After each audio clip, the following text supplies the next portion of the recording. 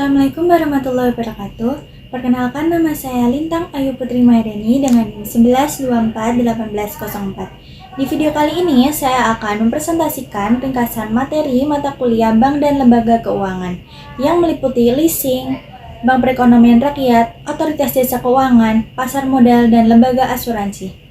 Materi ini sangat penting karena berhubungan langsung dengan sistem keuangan yang menopang perekonomian nasional. Pertama, kita mulai dari leasing atau sewa guna usaha. Pembiayaan berupa penyediaan barang modal yang digunakan oleh pihak lisi dengan pembayaran secara berkala. Dalam leasing, terdapat beberapa pihak utama yaitu lessor sebagai perusahaan, pembiayaan, lisi sebagai pengguna barang, dan supplier sebagai penyedia barang. Jenis-jenis leasing dibedakan menjadi finance lease yang memberikan hak opsi kepemilikan di akhir masa sewa dan operating lease yang tidak memberikan hak opsi. Keunggulan leasing antara lain membutuhkan dana besar di awal dan dapat menjaga arus kas perusahaan. Namun, kelemahannya adalah biaya total relatif lebih tinggi secara risiko penarikan aset apabila terjadi gagal bayar. Selanjutnya adalah Bank Perekonomian Rakyat atau BPR. BPR merupakan lembaga keuangan bank yang berfokus pada pelayanan usaha mikro, kecil, menengah, serta masyarakat di daerah yang belum terjangkau banyak umum. BPR memiliki kegiatan utama berupa menghimpun dana dalam bentuk tabungan dan deposito, serta menyalurkan dana dalam bentuk kredit. Namun, BPR memiliki keterbatasan seperti tidak boleh menerima giro, tidak melakukan transaksi valuta asing, dan tidak memberikan jasa lunas pembayaran. Dengan peran tersebut, BPR menjadi sarana penting dalam meningkatkan inklusi keuangan dan pertumbuhan ekonomi daerah. Kemudian terdapat Otoritas Jasa Keuangan atau OJK.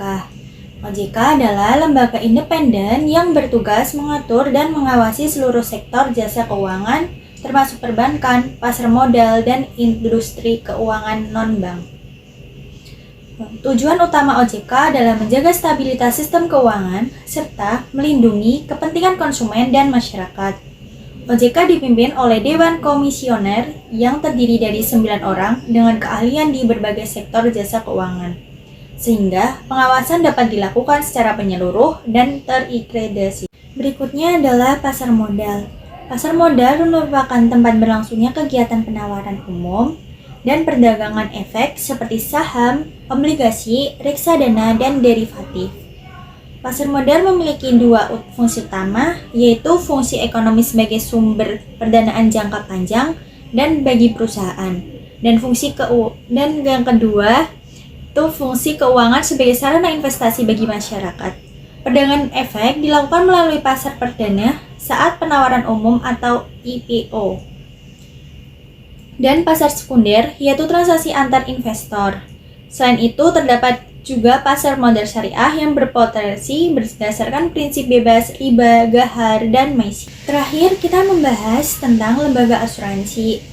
Asuransi adalah lembaga keuangan non-bank yang menyediakan jasa pengalihan risiko dari tertanggung kepada penanggung melalui pembayaran premi. Asuransi bekerja berdasarkan prinsip-prinsip seperti itikat baik, kepentingan yang dapat diasuransikan, dan indemnitas. Jenis asuransi sendiri dari asuransi jiwa, asuransi umum, reasuransi, serta asuransi syariah. Asuransi berperan penting dalam memberikan perlindungan finansial dan stabilitas ekonomi bagi masyarakat. Baik, demikian resume materi yang dapat saya sampaikan. Mohon maaf jika ada kesalahan. Wassalamualaikum warahmatullahi wabarakatuh.